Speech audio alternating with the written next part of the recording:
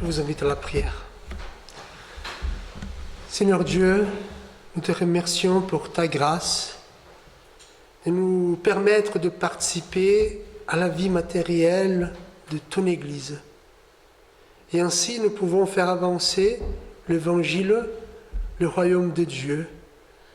Nous te prions afin que tu donnes la sagesse, ta sagesse, à notre conseil presbytéral pour employer cet argent pour la gloire de ton nom et pour la charité. Sois avec nous, Seigneur, ton peuple. Au nom de Jésus-Christ. Amen.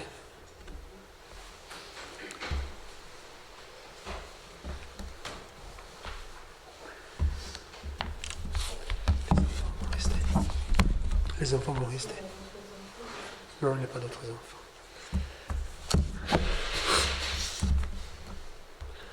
Nous allons méditer. Comme la semaine dernière, je n'étais pas là, j'étais invité à prêcher à la messe de l'église catholique de foi. Donc c'était une expérience pour moi, c'est la première fois de ma vie que je prêche dans une messe. C'était dans le cadre de l'écuménisme entre les chrétiens. Et donc le père Édouard de la Portalière qui m'a invité pour prêcher sur le baptême sur le premier miracle de Jésus, la noce de Cana. Et donc ce texte aussi que je vais le partager avec vous ce matin. Et ce texte, moi j'étais étonné quand le curé m'a donné ce texte, parce que ce texte parle de Marie. Et comme tout le monde le sait, l'une des plus grandes différences entre catholiques et protestants, c'est la position que Marie se trouve dans notre théologie, dans nos théologies. Mais j'aimerais bien de parler de ce texte, de prêcher ce texte pour nous ici ce matin. Et donc, nous sommes à l'épître selon Saint Jean, chapitre 2, l'évangile de Saint Jean, chapitre 2, les versets 1 à 11.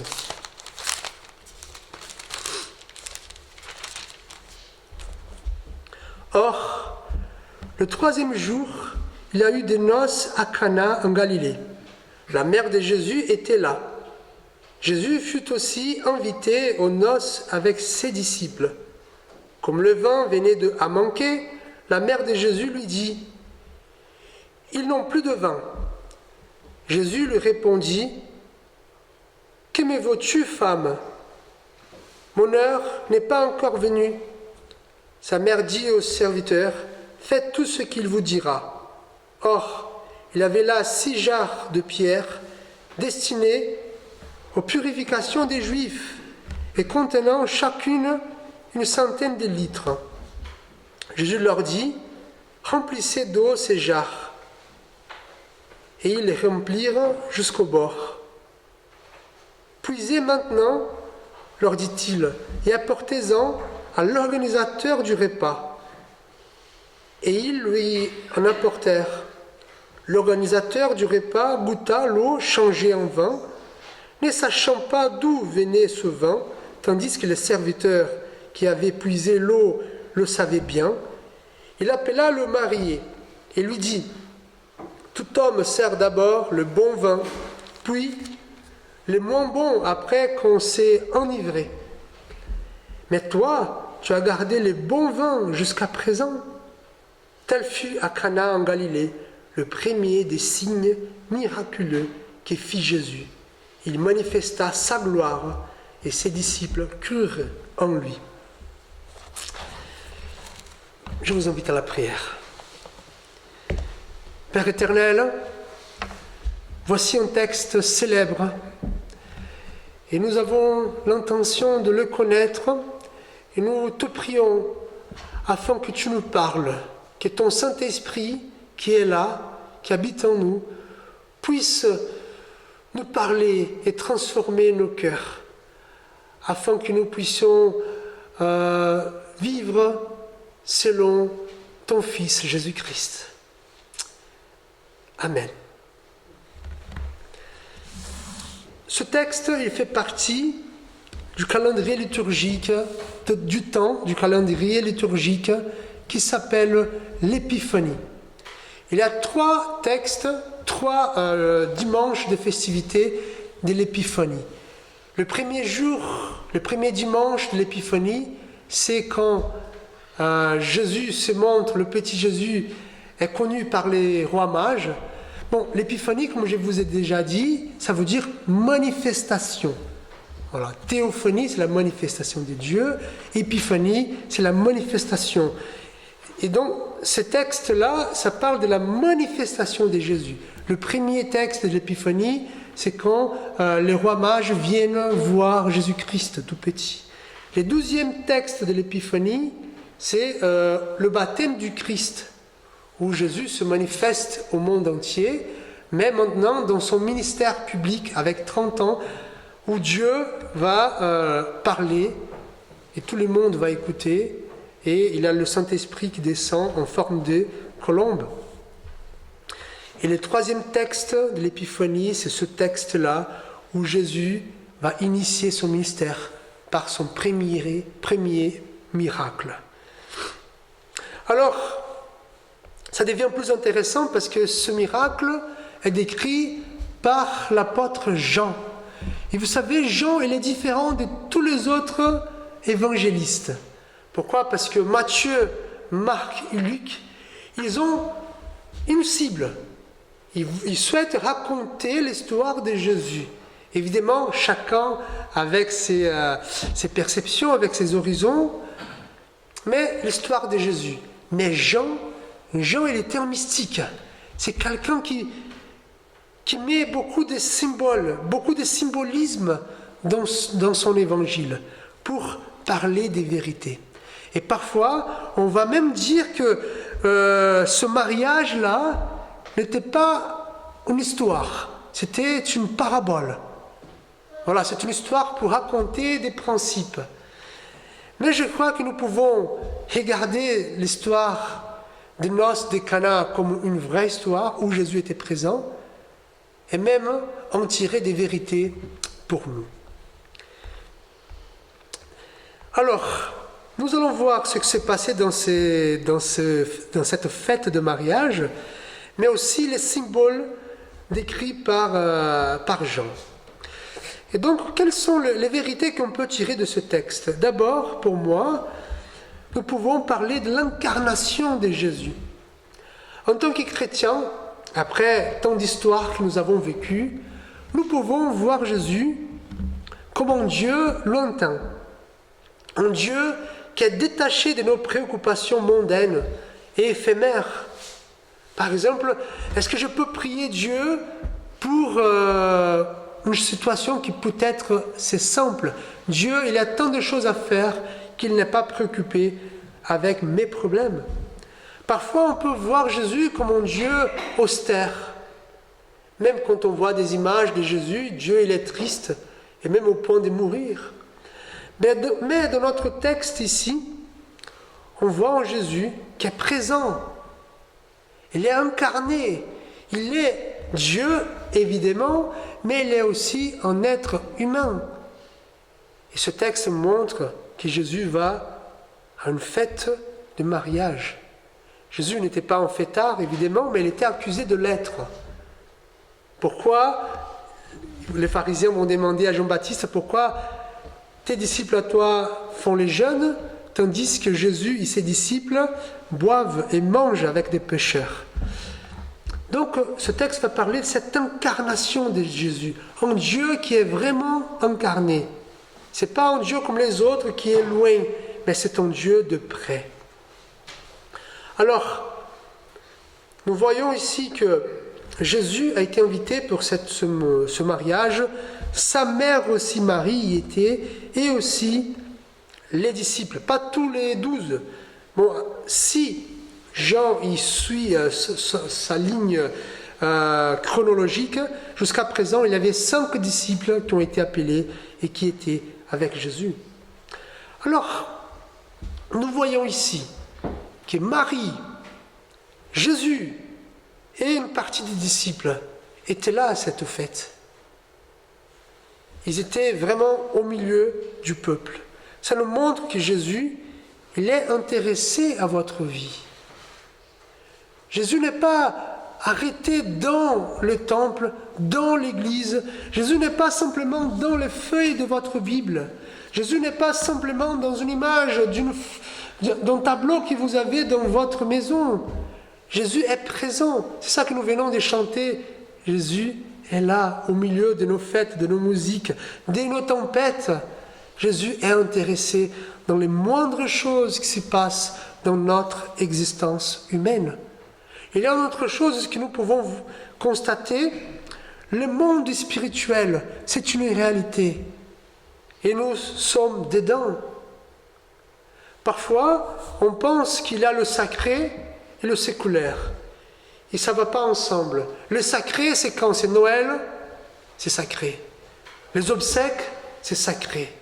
La Pâque, c'est sacré. Mais le reste de notre vie, aller à l'école pour les enfants, aller au travail, aller au supermarché, c'est pas sacré. C'est un monde qui n'est pas le monde spirituel. Non. Jésus est venu pour habiter parmi nous.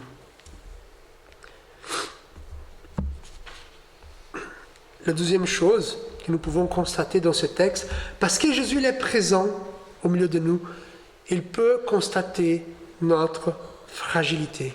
Il connaît notre fragilité. En vivant parmi les humains, Jésus observe de près les fragilités de l'humanité, où tout peut changer brusquement. Une joie immense peut soudainement se transformer en frustration ou en tristesse profonde. Jésus était là à ce mariage, et donc il y a un événement inattendu qui arrive, le manque de vin. Alors, nous sommes dans une époque où une société qui était basée sur l'honneur et la honte.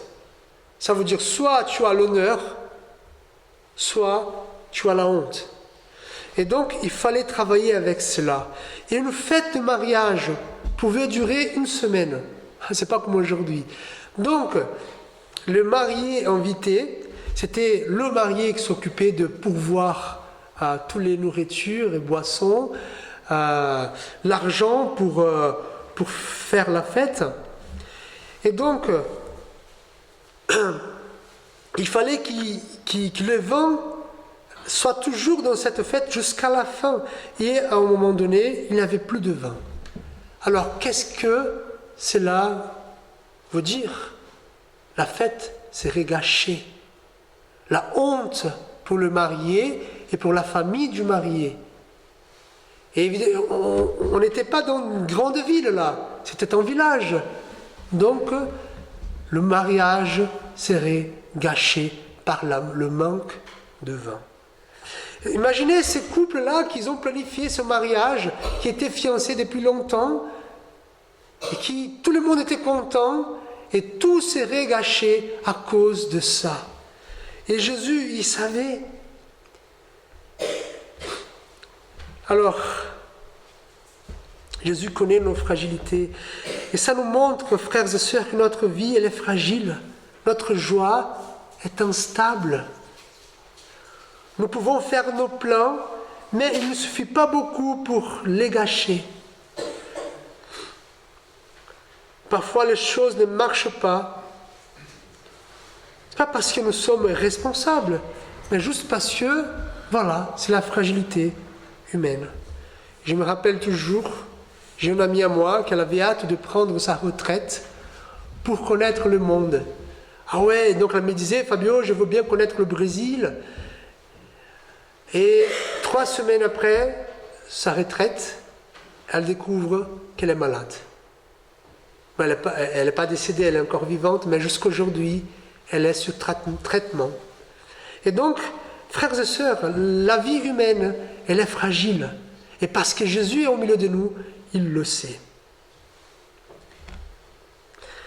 Et parce que notre vie est fragile, puisque l'être humain est instable et vulnérable, nous devons placer notre confiance dans ce qui est le plus sûr.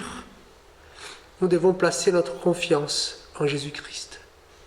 Et moi, j'aime bien l'exemple d'une famille. En fait, c'est une vidéo, on voit sur Internet ça. Il y a un enfant, je pense à l'âge de 2-3 ans, qui est tombé dans un fossé. Et donc, la famille qui est désespérée appelle les pompiers pour prendre cet enfant qui est dans le fossé. Et donc, le problème, c'est que les pompiers, le trou, il est trop petit pour qu'un homme adulte puisse passer. Et donc, il faut que les pompiers ils creusent. Mais ils ne peuvent pas creuser. Pourquoi ? Parce que ça peut gâcher le trou et ça peut faire que le trou soit fermé avec l'enfant à l'intérieur. Et donc, la famille doit faire confiance à un autre enfant qui est petit, qui peut descendre dans le trou pour récupérer le petit qui est là-dedans. Et moi, je me mets à la place de cette famille, de ce père-là. Moi, entre faire confiance aux pompiers, qui sont bien formés pour ça, et un autre enfant pour prendre mon enfant qui est dans le fossé, dans le trou, moi, je n'étais pas trop sûr. Mais, comme notre vie, elle est fragile, parfois nous devons faire confiance. Parfois non, nous devons faire confiance à ce qui est le plus sûr, même si nos yeux n'arrivent pas à comprendre. C'est ça qui va se passer dans de la continuité de cette histoire. Il y a Marie, la mère de Jésus, la mère de Dieu, comme dit Jean Calvin, qui va repérer. Peut-être qu'elle faisait partie de ceux qui organisaient la fête. Pourquoi ? Parce qu'elle va être l'une des premières à constater le manque de vin. Elle va dire à Jésus, attention, mon fils, il n'a plus de vin. Alors Marie, elle faisait confiance en Jésus. Pourquoi ? Parce que probablement, ça faisait un petit moment qu'elle était veuve. Dans la Bible, nous avons la dernière histoire de Jésus avant son ministère public, c'était quand il avait 12 ans. Là, Joseph était avec lui. Donc probablement, Jésus avait 30 ans à cette époque-là, ça faisait 15 ans que Marie était veuve. Et comme cette époque-là, c'est différente de la nôtre, ça veut dire qu'il n'y avait pas des allocations, il n'y avait pas de CAF, il n'y avait pas le gouvernement qui aidait les veuves. Donc, Marie dépendait de Jésus. Jésus était le pourvoyeur de Marie. Évidemment, on ne sait pas trop ce qui s'est passé ici, parce que Marie savait que Jésus était le Messie. L'ange lui a annoncé. Et donc, Marie, elle va demander à Jésus, Jésus, il faut faire quelque chose. Peut-être, elle voulait juste que Jésus, comme un homme, vienne régler les problèmes. Peut-être qu'elle voulait juste que Jésus fasse quelque chose de miraculeux pour régler les problèmes. On ne sait pas. Mais elle va demander à Jésus de faire quelque chose. Et pourquoi ? Pourquoi ? Parce que Marie faisait confiance en Jésus dans les petites et grandes choses. Et donc Jésus, il va donner une réponse à Marie qui ne plaît pas trop à ceux qui lisent le texte, Jésus lui dit, « Que me vaut-tu, femme ? Mon heure n'est pas encore arrivée. » Alors, femme, ce n'est pas un terme grossier, mais loin d'être affectueux non plus. Voilà, c'est pas... Les commentateurs, les spécialistes vont dire que ce n'est pas une manière de traiter une mère, par exemple. Il va dire, « Que veux-tu ? Qu'y a-t-il entre moi et toi ?» Là, Jésus, il fait une différence. Même si Marie était sa mère, même si Marie connaissait Jésus pleinement, même si Marie savait qu'il était le Messie, Jésus, il va commencer son ministère. Et comme il même dit, « J'ai soif et faim de faire la volonté de mon Père. » Jésus, maintenant, il entre dans sa mission. Il va obéir seulement à Dieu. Mais Marie, évidemment, pour elle, c'était compliqué parce qu'elle a connu Jésus, elle lui a appris à marcher et autre chose. Et maintenant, elle voit que Jésus commence sa mission vers la croix. Mais elle va dire aux serviteurs, aux servants, Faites tout ce qu'il vous demande. Elle a fait confiance. Peut-être Marie n'a pas trop compris ce qui s'est passé, mais elle a fait confiance en Jésus. Et même les servants, Jésus leur a demandé de remplir des jarres avec centaines de litres. Pourquoi? Pour transformer l'eau en vin, mais ils ont fait. Ça nous montre, frères et sœurs, que oui, notre vie elle est fragile, mais nous devons faire confiance en Jésus-Christ. Même si nous ne comprenons pas trop ce qu'il est en train de faire.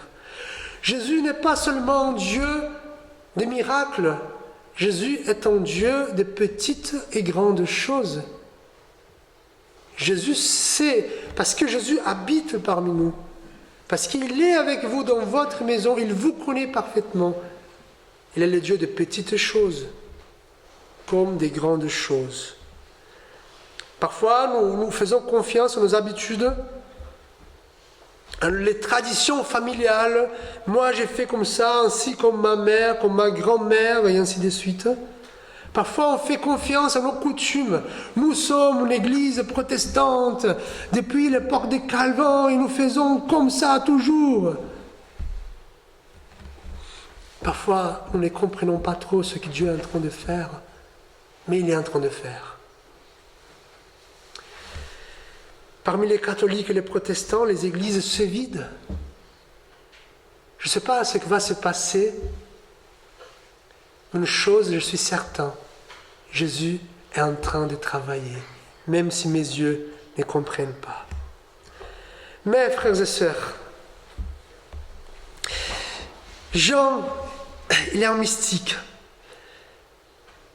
Il va donner 3 symboles dans ce texte pour nous parler de ces 3 choses que je viens de vous dire. L'incarnation, la fragilité humaine et la confiance. Le premier symbole que Jean nous donne, c'est le mariage décrit.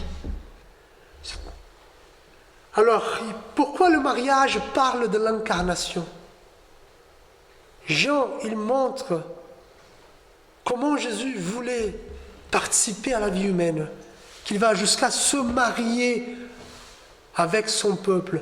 Pourquoi? Parce que dans l'Ancien Testament, à plusieurs reprises, pour parler de l'alliance que Dieu a avec son peuple, il parle d'un mariage où il est l'époux et son peuple est l'épouse.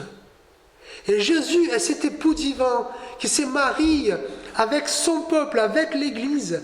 Frères et sœurs, Dieu nous aime tellement. Il est vraiment préoccupé avec nous. Petit grand souci qu'il a décidé de se marier avec nous. Et si nous avons raison, un mariage c'est une union. Une vraie union où on se connaît vraiment. Jésus a décidé de s'incarner au point de se marier avec nous. Là, le 12e symbole dit par Jean, c'est le vin. Dans l'Ancien Testament, le vin, ça veut dire la joie, ça veut dire la fête. Et ça parle de la fragilité humaine. Pourquoi? Parce qu'ils sont dans une fête et le vin manque. Ça veut dire la joie commence à manquer. Et dans notre vie, souvent, on n'a pas de joie. La joie nous manque. Mais qu'est-ce que Jésus est en train de faire? Jésus renouvelle ça. Il transforme notre vie, il transforme notre détresse, il transforme notre tristesse en joie. Et un vin nouveau, le meilleur de tous les vins, le meilleur de tous les vins français, c'est la joie que Jésus nous donne. Et le dernier symbole de Jean, c'est l'heure. Quand il dit à Marie, c'est pas l'heure. L'heure pour l'apôtre Jean, c'est sa mort, c'est sa passion. Et donc, pourquoi ça montre que nous devons faire confiance en Dieu quand il parle de l'heure? Parce que si Jésus a été prêt de donner sa vie, de mourir sur la croix pour nous, pourquoi nous ne faisons pas confiance en lui? Jésus, par amour, pour amour à nous, les êtres humains, il a accepté d'être abandonné par Dieu. C'est ça qu'il dit à la croix. Pourquoi m'as-tu abandonné? Nous pouvons faire confiance en Jésus, frères et sœurs.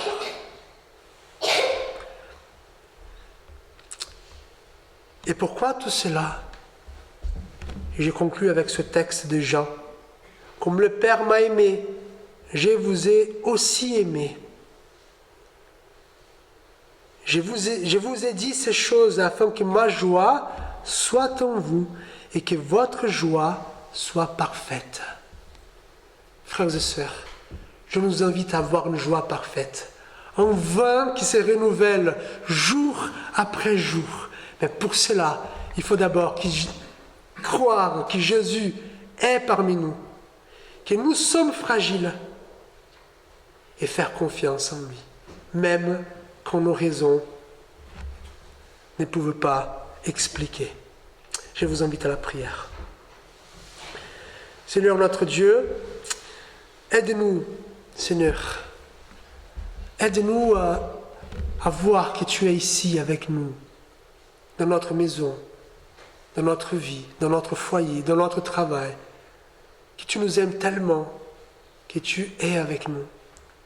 Aide-nous, Seigneur, aussi à comprendre notre fragilité, que notre argent ne peut pas assurer notre joie, que notre nom de famille ne peut pas assurer notre joie, que nos habitudes, nos traditions ne peuvent pas assurer notre joie. Nous sommes fragiles, mais tu peux nous remplir d'une joie parfaite. Et aide-nous, Seigneur, à te faire confiance, même aux jours plus sombres. Amen.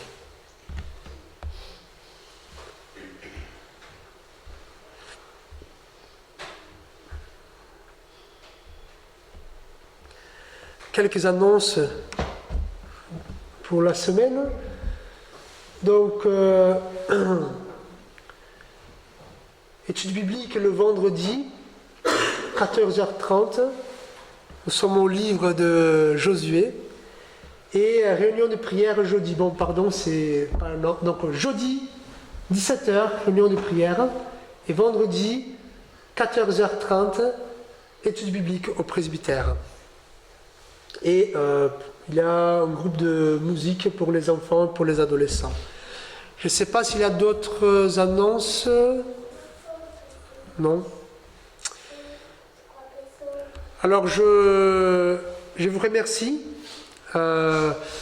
pour d'avoir prié pour moi. Moi j'ai pris quelques jours de congé de jeudi à samedi, c'est bien passé. Merci beaucoup. Je voudrais prier. Prière d'intercession. Seigneur, souviens-toi de ton Église et manifeste ta grâce dans la vie de ton peuple. Seigneur, donne ta paix parmi les peuples qui font la guerre. Souviens-toi, Seigneur, de nos proches, de nos amis. Couvre-les de ta protection, de ton amour. Nous prions tout particulièrement pour les enfants, pour nos petits. Seigneur, souviens-toi des malades, des prisonniers, des mourants. Approche-toi de ceux qui sont dans le deuil, dans l'isolement. Et ensemble, Seigneur, nous voulons prier la prière que Jésus nous a apprise. Notre Père, qui es aux cieux, que ton nom soit sanctifié, que ton règne vienne, que ta volonté soit faite sur la terre comme au ciel. Donnez-nous aujourd'hui notre pain de ce jour. Pardonnez-nous nos offenses, comme nous pardonnons aussi à ceux qui nous ont offensés. Ne nous laisse pas entrer en tentation, mais délivre-nous du mal, car c'est à toi qu'appartiennent le règne, la puissance et la gloire pour les siècles des siècles. Amen. Je vous invite à vous lever pour l'exhortation et la bénédiction.